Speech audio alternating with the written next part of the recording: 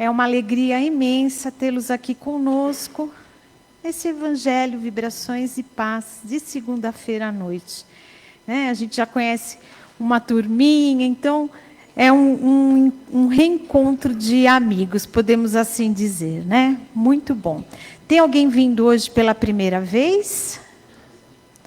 Não, tá vendo? Ó, todo mundo conhecido. Bom, pessoal, antes da gente passar aqui os nossos recadinhos, a gente pede para que todo mundo desligue o celular, por favor. Vamos aproveitar esses momentos com Jesus, com a espiritualidade que já nos envolve desde o momento que nós passamos nesse portão. E às vezes vocês podem até estranhar, e pede para desligar o celular, mas aqui na mesa tem voluntário mexendo. Mas acontece que a gente tem agora que preencher, né, uns formulários e tem que ser digital. Então, a Leila está usando o celular porque ela tá trabalhando, tá bom, gente? Mas já já ela desliga também o celular dela. Então, vamos aproveitar esse momento que é tão importante, tá certo? Bom, os recadinhos para hoje são todos direcionados ao estudo, ao conhecimento, que nos permite evoluir, né? Então, o primeiro deles é o grupo de estudo Boa Nova. Esse grupo, gente, que é toda terça-feira, das 20h15 às 21h15, que o Wagner faz parte, ele estuda o Evangelho segundo o Espiritismo de uma forma, assim, bem tranquila. Então, quem quiser aprender um pouquinho mais, né? Vem para cá, vem participar. Aproveita agora, às vezes está de férias do serviço. Olha, amanhã, terça-feira à noite, vem ficar com o Wagner, com o seu Francisco, né? Vocês vão gostar. Acho que até eu, que eu estou de férias do principiante, acho que amanhã eu vou dar uma passadinha nessa sala de aula. Posso, Wagner? Ó, eu não posso falar nada aqui que ele anota, gente. Vou, tá, Heleninha? Amanhã eu vou estar lá nessa sala. Tá bom? Eles estão estudando o capítulo 5, Bem-aventurados os aflitos. Um tema importante, né? Porque a gente vive em aflição. Olha aqui que legal. Bom, o outro convite é a evangelização infanto-juvenil, que ocorre sempre aos domingos e é das 9 às 10h15. Então, enquanto está passando aqui a palestra das 9h15, as crianças estão lá em cima, também aprendendo, também estudando, e isso é muito legal. Ainda mais para as crianças, às vezes tem alguma criança que é tímida, que é quietinha, então vem para cá, vai se socializar, é muito legal. Então, sempre que vierem aos domingos, tragam as crianças, deixem elas lá com o pessoal responsável e assistam a palestra tranquilamente, tá certo? E o último convite é o curso Ciclo Básico de Espiritismo. Esse curso vai iniciar agora, gente, em agosto. Uma turma nova, são apenas 4 meses. Todos os cursos são gratuitos, olha que beleza. Então, esse curso ele vai dar uma noção do que é o Espiritismo. E todos estão convidados. Nós vamos ter 3 turmas. Então, a primeira vai ser sábado, dia 2 de agosto, das 14 às 15h15. E às terças-feiras nós teremos, dia 5 de agosto, né? Nós teremos uma turma à tarde, das 14 às 15h15, e à noite, das 20h15 às 21h30. É bem gostoso, dá noções do que é o Espiritismo, né? Porque é um ciclo básico, e com certeza quem vier vai gostar e vai dar continuidade aos estudos, porque uma vez que a gente começa a aprender, gente, é muito gostoso, a gente não quer parar, tá bom? Então, venham participar, é na sala Cianinha. Então, subiu a escada aqui, virou à direita, é a primeira salinha, né? À esquerda ali, porque é bem curtinho, né? Vira à direita, vira à esquerda, já está ali na sala, tá bom? Todos estão convidados. As inscrições podem ser feitas no dia que vocês vierem, tá certo? Então, temos 3 turmas. Sábado, dia 2 de agosto, e na terça-feira, dia 5, à tarde e à noite. Maiores informações na livraria, tá bom? Bom, os trabalhos de hoje, vamos apresentar a turminha que vai nos auxiliar. Então, quem vai fazer a leitura do Evangelho, a mensagem e a prece inicial é a senhora Jeanette, né? A nossa querida senhora Jeanette, que vai fazer para a gente. As vibrações gerais e dos passes é a Marisaura. As vibrações da água e a prece final é a Rosângela. E hoje a nossa palestra, né, vai ser feita pelo Tiago Matias, né, trabalhador aqui da casa. E é sempre uma grande alegria escutá-lo. Depois vocês me falam se eu não tinha razão. E ele vai nos trazer o capítulo 18, muitos são os chamados e poucos os escolhidos. Então, bom trabalho a todos e que Jesus nos abençoe.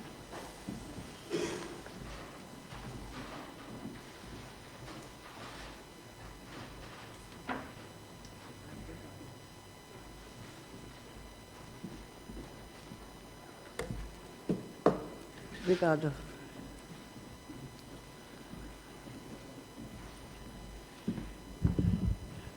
Obrigada. Boa noite.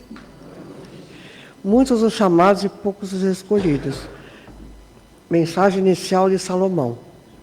Melhor é aquele que se julga insignificante e vive cercado de servos com os quais trabalha para o bem comum, do que o homem preguiçoso e inútil, faminto de pão, mas sempre interessado em honrar a si mesmo. Lavra o campo das possibilidades que o mundo te conferiu, para que respires a fartura, porque o homem inativo residirá com a miséria. Ainda mesmo que a preguiça pareça adornada de ouro, um dia acordará nua e empestada ao clarão das realidades eternas. Enquanto as mãos do ímpido tecem a rede dos males, prepara com teu esforço a colheita das bênçãos. Tudo passa no mundo. O mentiroso pagará pesados tributos. O desapeidado ferirá a si mesmo. O imprudente acordará nas sombras da própria queda.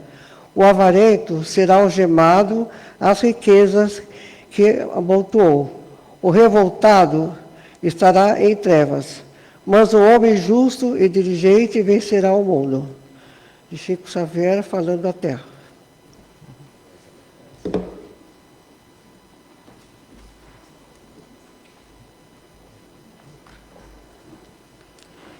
Querido Mestre Jesus, nosso Pai maior, nós agradecemos por mais uma vez estarmos aqui na Casa de Paz e Amor para mais um aprendizado e que o palestrante da noite seja inspirado para que possa passar para nós tudo aquilo que devemos aprender. Querido Mestre Jesus, agradeço por tudo. Obrigado, que assim seja com a graça de Deus.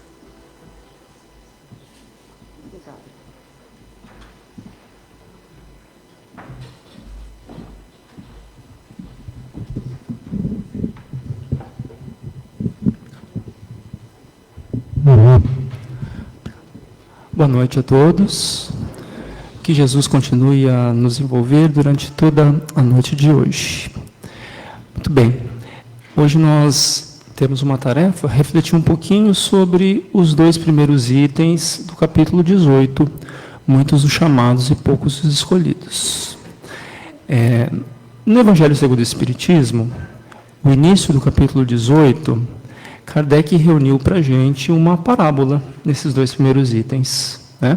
Uma parábola que trata desse tema. É uma parábola muito significativa, muito cheia de símbolos, muito cheia de mensagens indiretas. Por que isso? Jesus falou muito em parábolas, né? Ele ensinou por meio de sermão, ele respondeu a muitas perguntas diretamente, ele ensinou principalmente por meio dos exemplos dele, né? O exemplo de vida, mas muitas vezes foi necessário que ele contasse histórias, né? Que exemplificavam com os costumes, com a linguagem da época, com as práticas que eram comuns à época que ele viveu, justamente para ensinar mensagens profundas e que muitas vezes não poderiam ser compreendidas por aquele povo, de acordo com o adiantamento que eles tinham, com o conhecimento que eles tinham.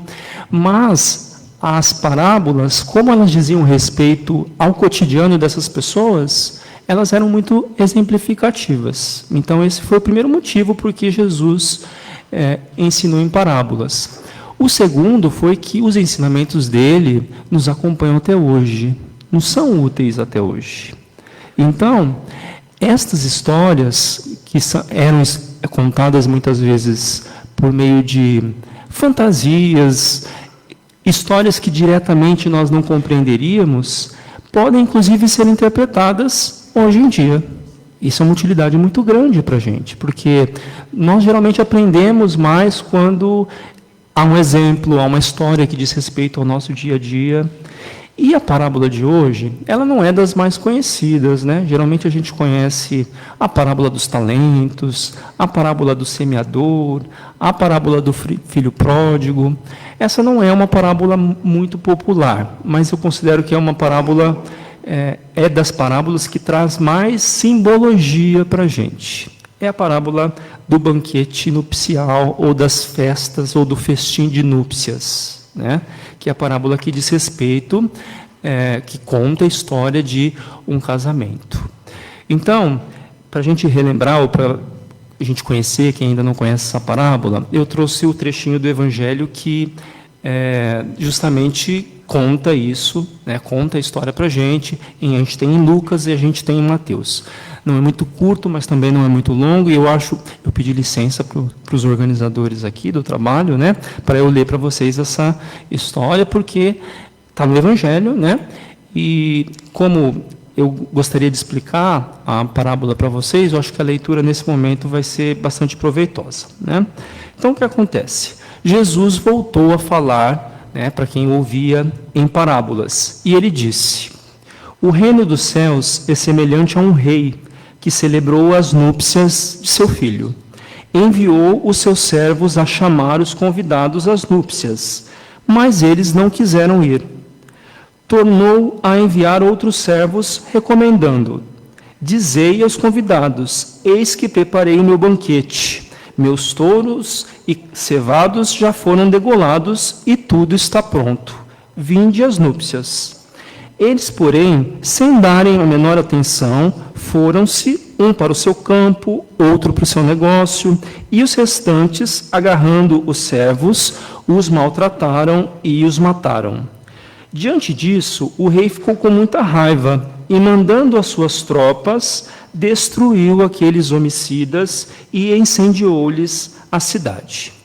Em seguida, disse aos servos: as núpcias estão prontas, mas os convidados não eram dignos. E depois às encruzilhadas e convidai para as núpcias todos os que encontrardes. E os servos, saindo pelos caminhos, reuniram todos os que encontraram, maus e bons, de modo que a sala nupcial ficou cheia de convivas. Quando o rei entrou para examinar os convivas, viu ali um homem sem a veste nupcial, e disse-lhe: amigo, como entraste aqui sem a veste nupcial? Ele, porém, ficou calado. Então disse o rei aos que serviam: amarrai-lhe os pés e as mãos e lançai-o fora, nas trevas exteriores. Ali haverá choro e ranger de dentes. Com efeito, muitos são chamados e poucos são os escolhidos. Quando nós lemos essa parábola a primeira vez, nós fazemos vários questionamentos, né? A gente pensa, mas que história sem pé nem cabeça. Quem vai negar um convite para ir a casamento?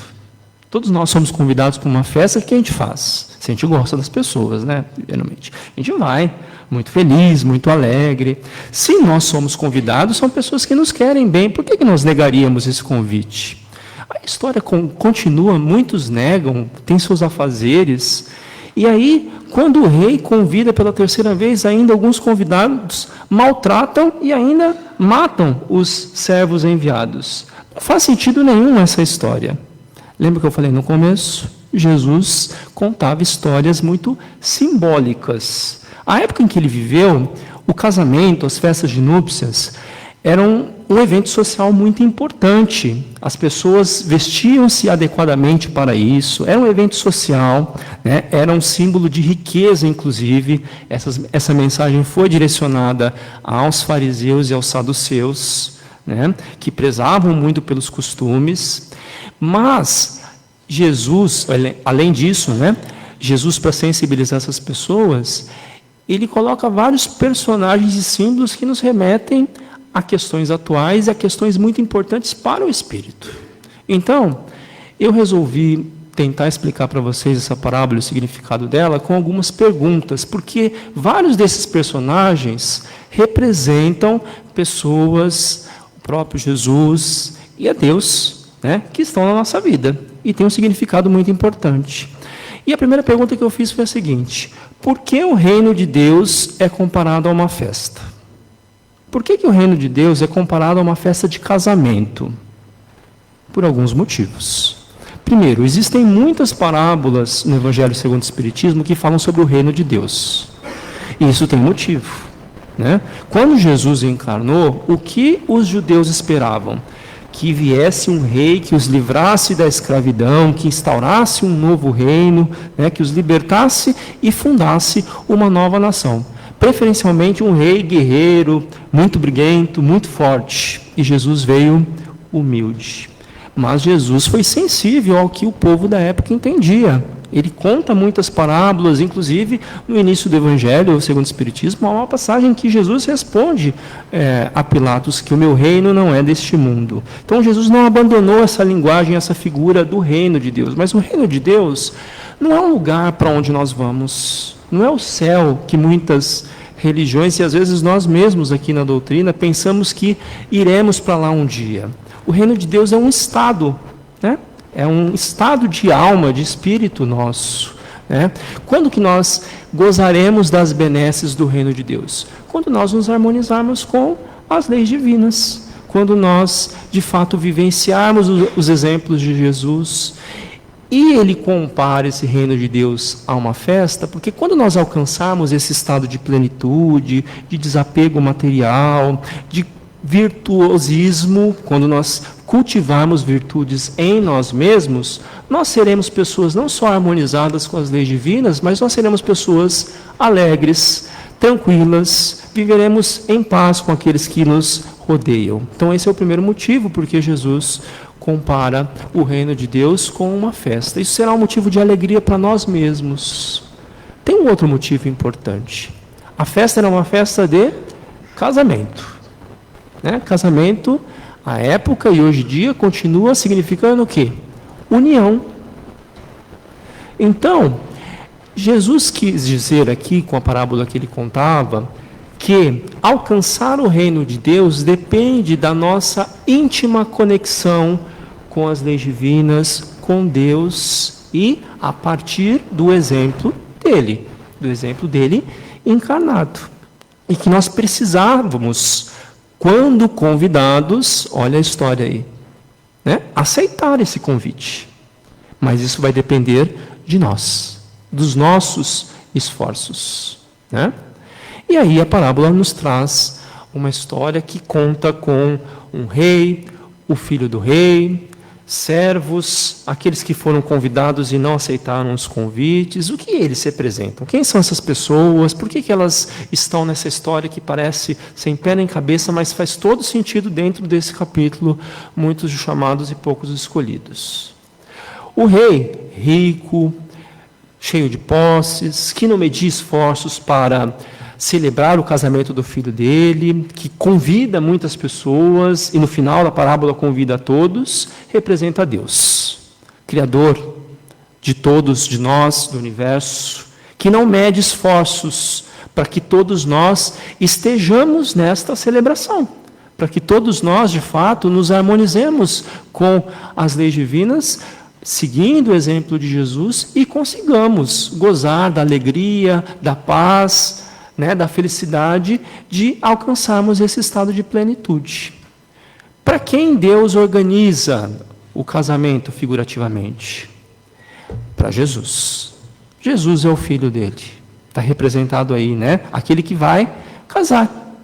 E aqui o sentido de casamento é o sentido simbólico, figurativo. Nós é que precisamos, nos harmonizando com as leis divinas, com os ensinamentos de Jesus, nós é que precisamos nos afinizar com os seus exemplos. Nós é que precisamos mirar o exemplo de Jesus, e conquistarmos essa plenitude, que é uma plenitude interior.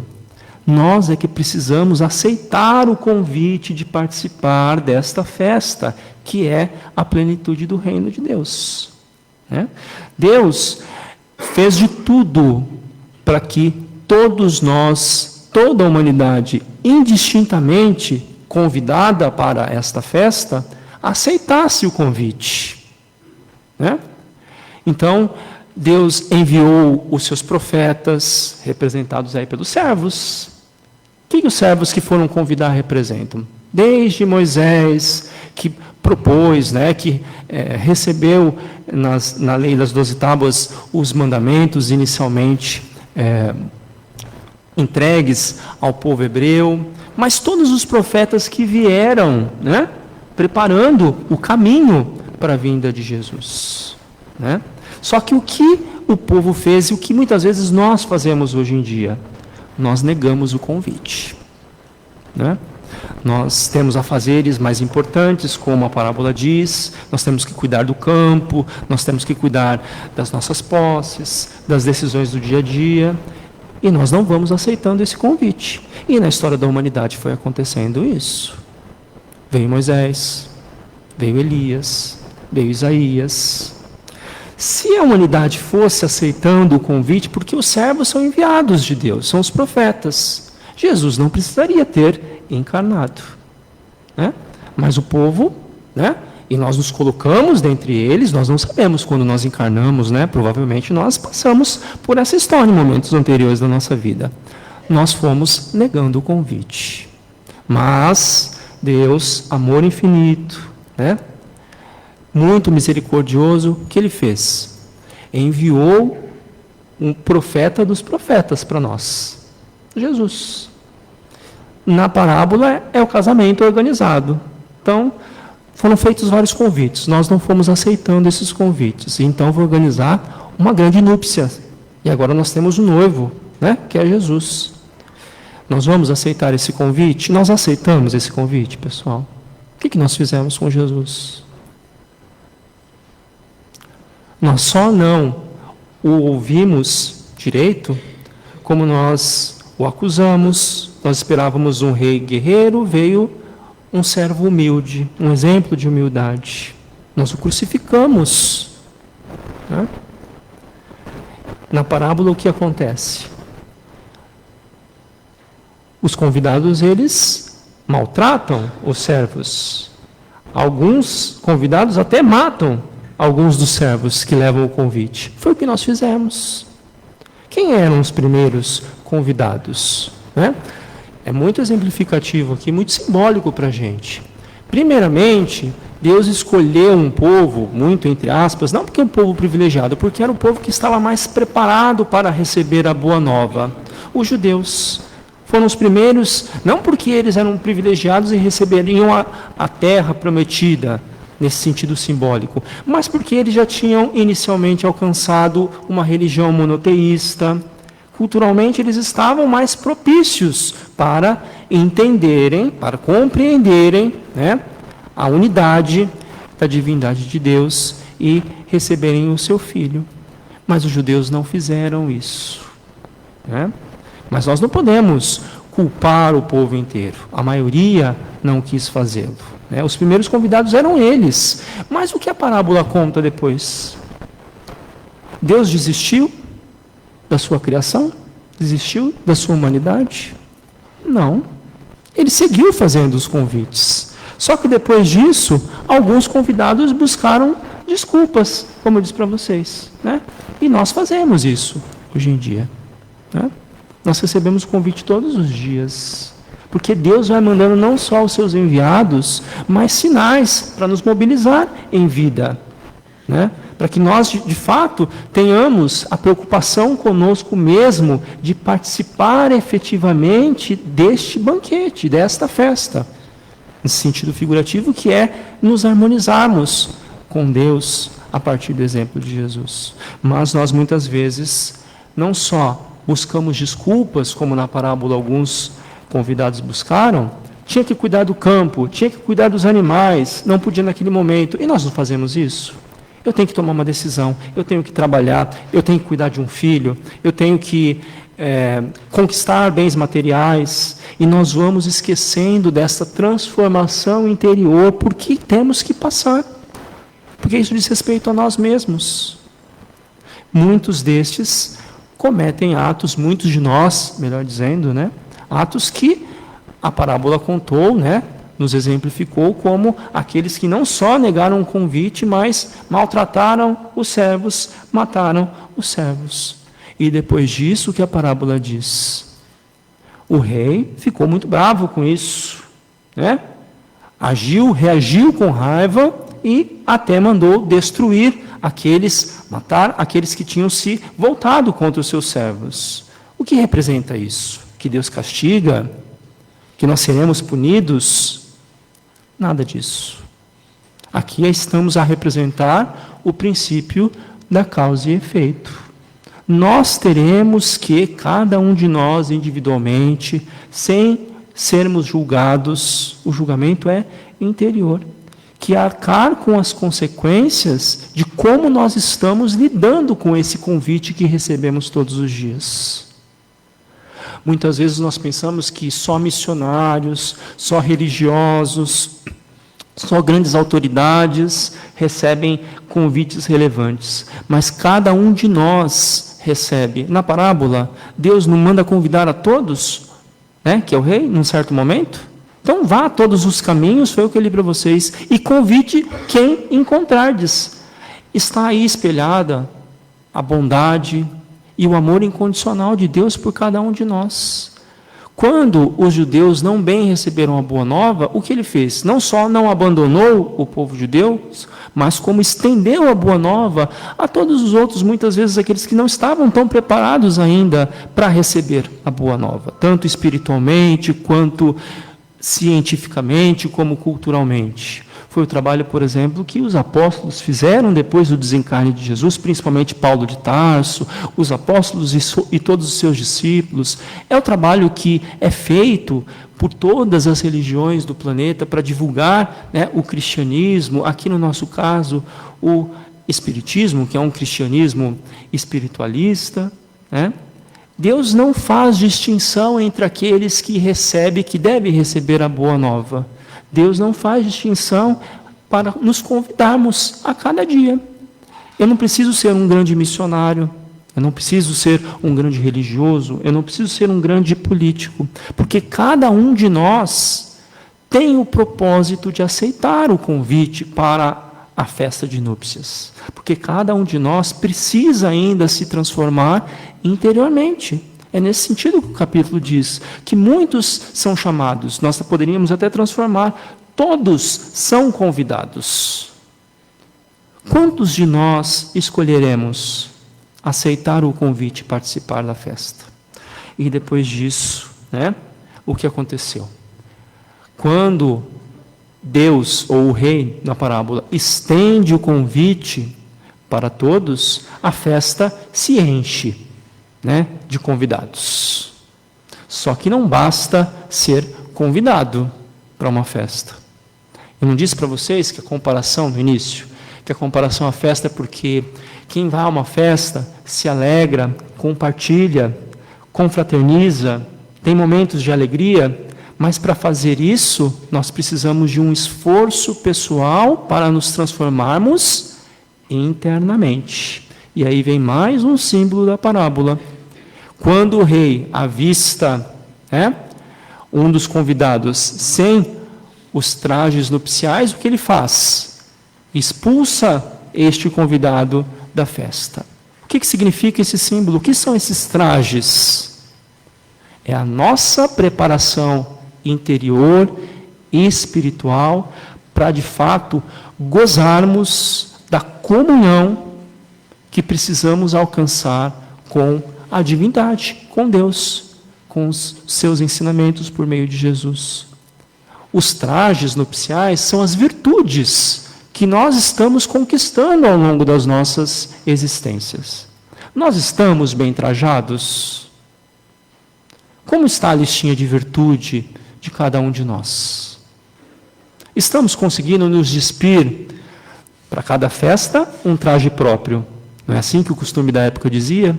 Não podia ir a um casamento com uma roupa de trabalho de campo.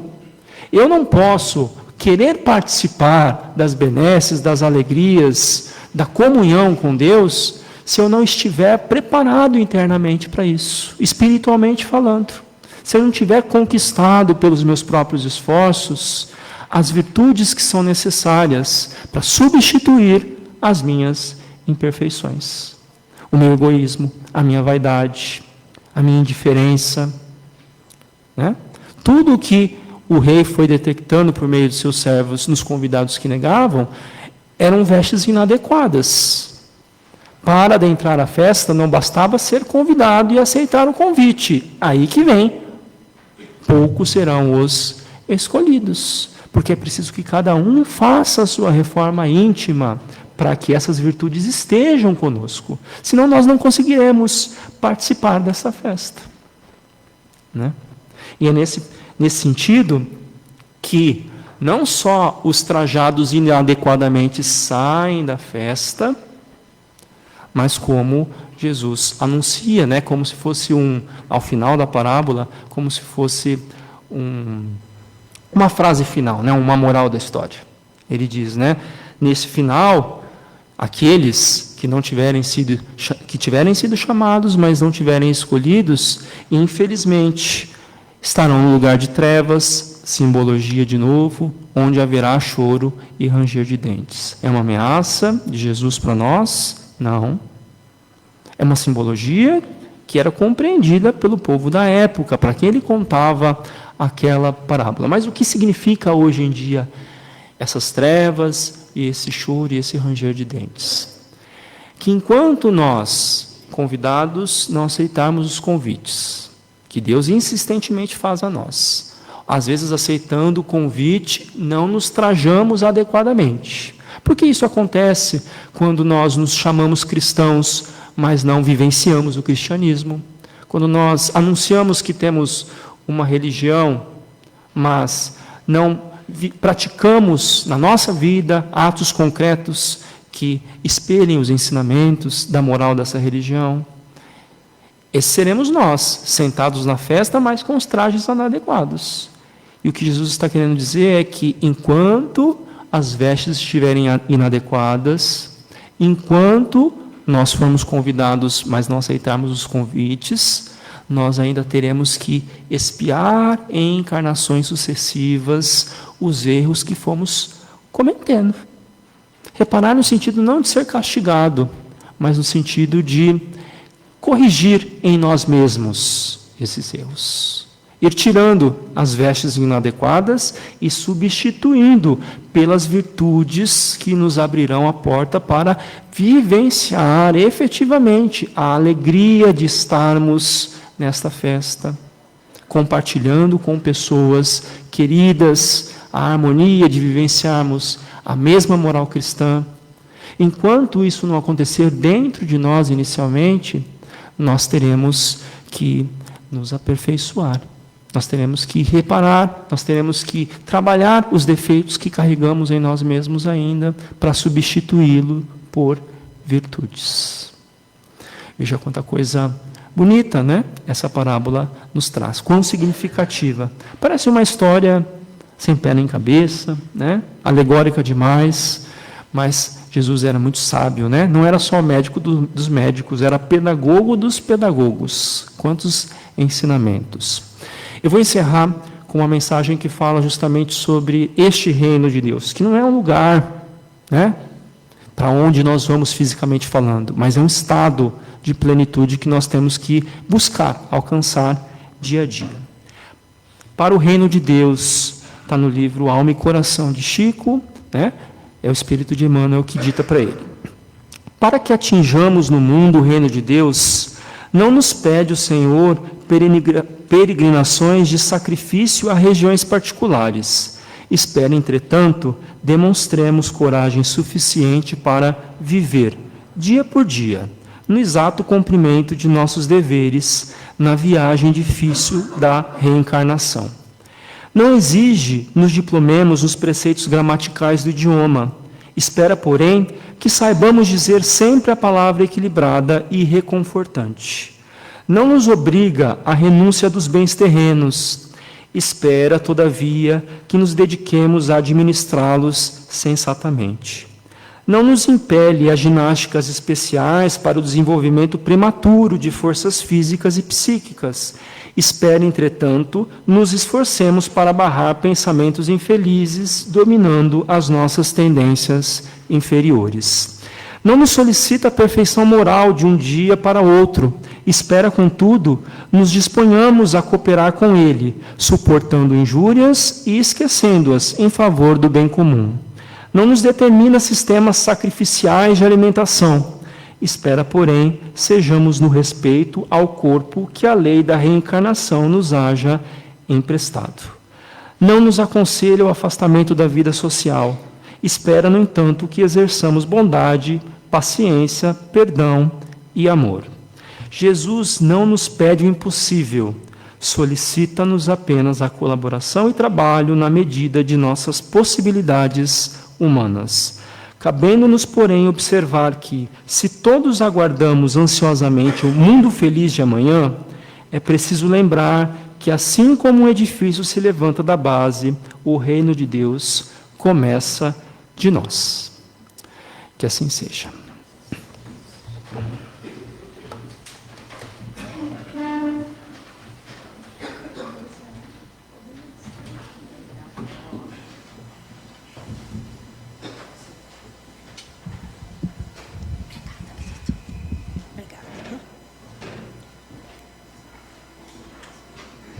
Depois dessas explicações do Tiago sobre as bodas, é um capítulo do Evangelho que precisamos estudar, parar, meditar, para entendermos realmente o seu significado.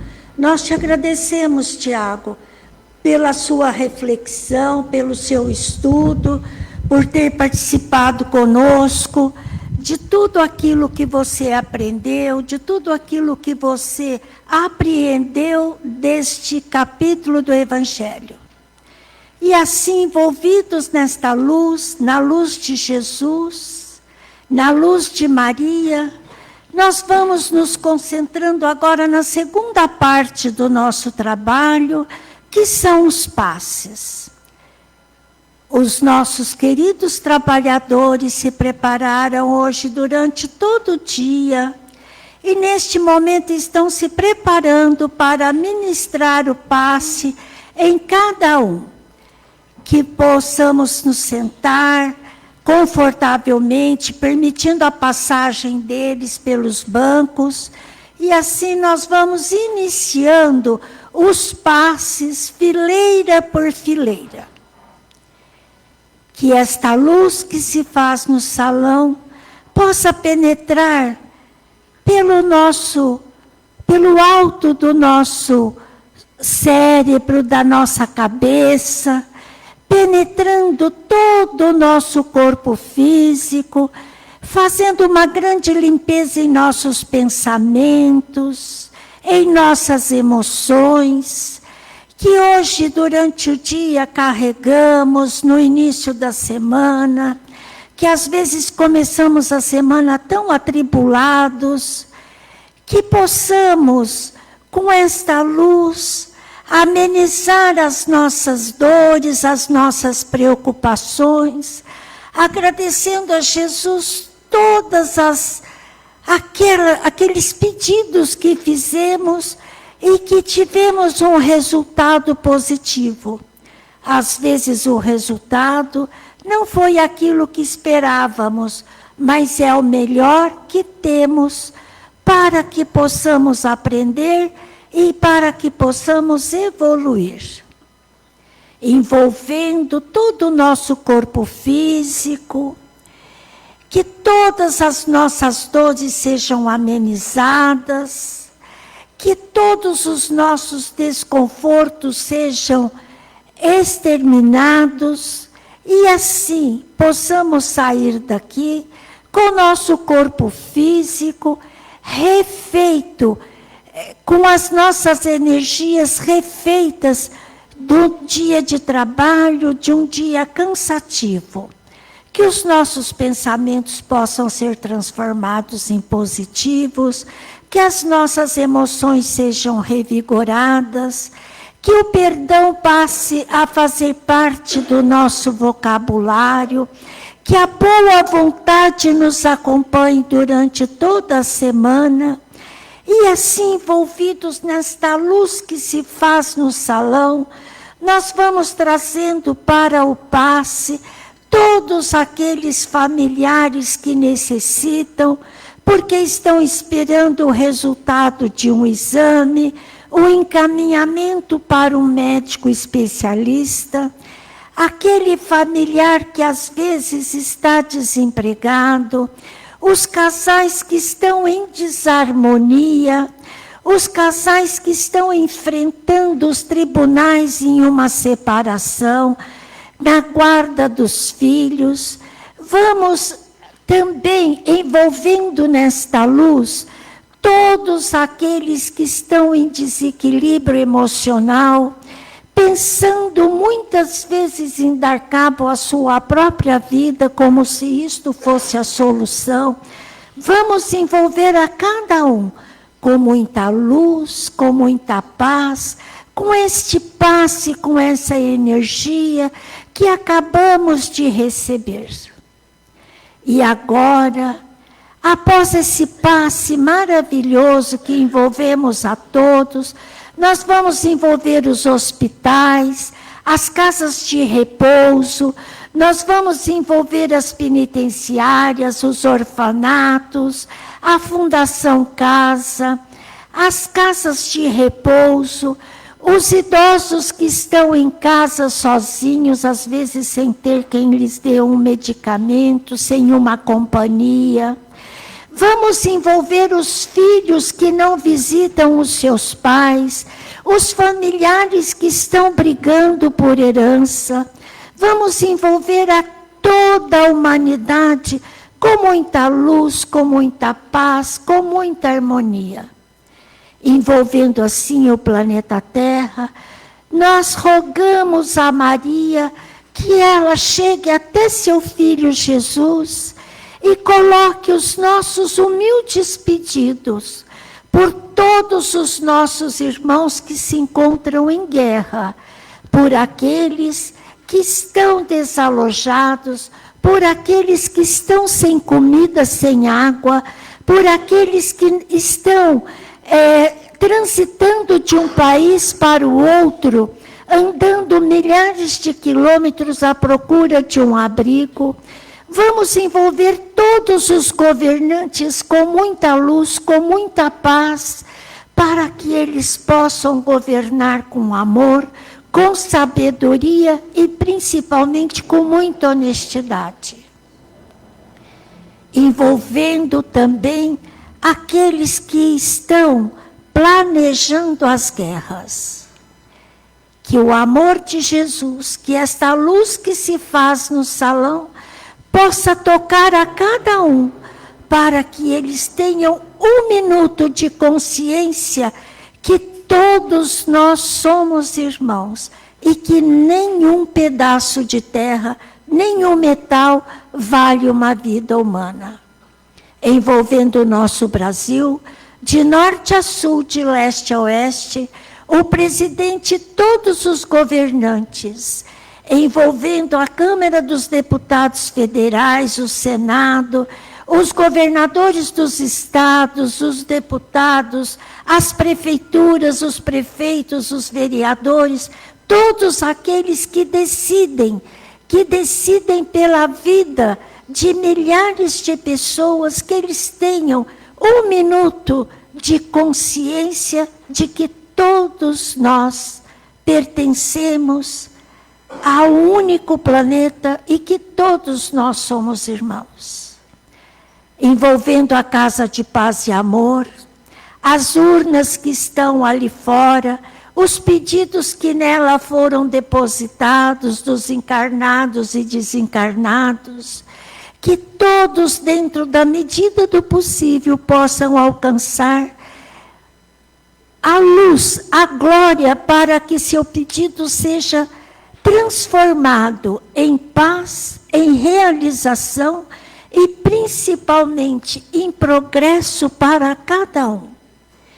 Agradecemos a Jesus mais essa oportunidade de estarmos aqui reunidos, a Maria e a toda essa espiritualidade que envolve o paz e amor.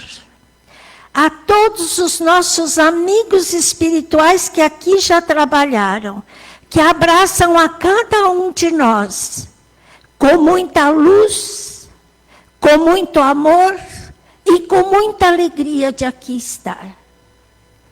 Envolvendo a todos os trabalhadores, os dirigentes, mas envolvendo a todo o público que aqui vem, que todos possam levar para a sua casa esta paz deste momento e que esta paz seja duradoura até pelo menos o próximo trabalho. Que Jesus esteja com todos, que Maria esteja no lar de cada um, amenizando as dores daqueles que tiveram os seus entes queridos devolvidos ao plano espiritual. As mães que às vezes não se conformam com a partida dos filhos, que Maria traga para cada um a serenidade, a paz e a luz. Que a graça de Deus envolva a todos nós, que assim seja.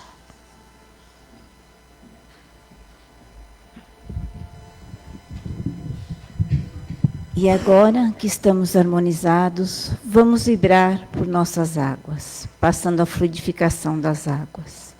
Sobre a coordenação do Mestre amado Jesus, os que trabalham nos laboratórios espirituais, biólogos, químicos, caboclos, índios, que eles possam percorrer as matas, e nós mentalizando as matas, adentrando as florestas, essas árvores frondosas, as plantações, as plantas que se desenvolvem ao seu redor, crescendo, desenvolvendo raízes, folhas, ervas, flores, e que toda essa equipe possa percorrer toda essa natureza, ao cerrado, aos campos de flores, recolhendo todo o substrato, todo elemento que cada um esteja necessitado, e transformando, irradiando para as nossas águas.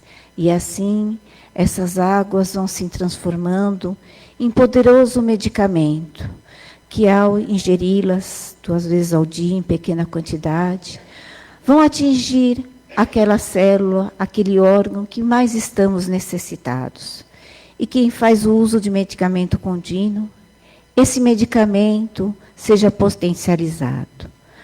Para que isso se renove, se fortaleça, elevemos nossos pensamentos ao mais alto, a Jesus, com uma oração, com uma prece, ao ingerir essas águas. E assim, possamos usufruir de todas essas benécias desta água fluidificada. E agora, vamos agradecer, passando a prece final. Agradecer a nosso Pai misericordioso, Jesus nosso Mestre, aos mentores desta casa, aos nossos mentores individuais, por tantas bênçãos, tantas benécias recebidas nessa noite. Ao iniciar pelo Evangelho, que trazido pelo Tiago, caiu como uma fonte de luz sobre nós. Que essa luz possa reverberar e possamos meditar sobre ele. Que caiu as energias positivas através do passe. E finalizando, ainda vamos receber as benécias do tratamento em casa, através da água fluidificada. E assim, possamos permanecer harmonizados durante toda esta semana. Que todos retornem ao seu lar, em paz, com tranquilidade e harmoniosos com seus familiares. Que assim seja, graças a Deus.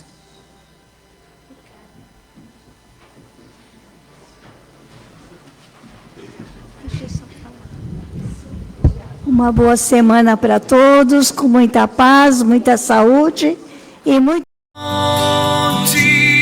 De luz, paz e amor em Jesus.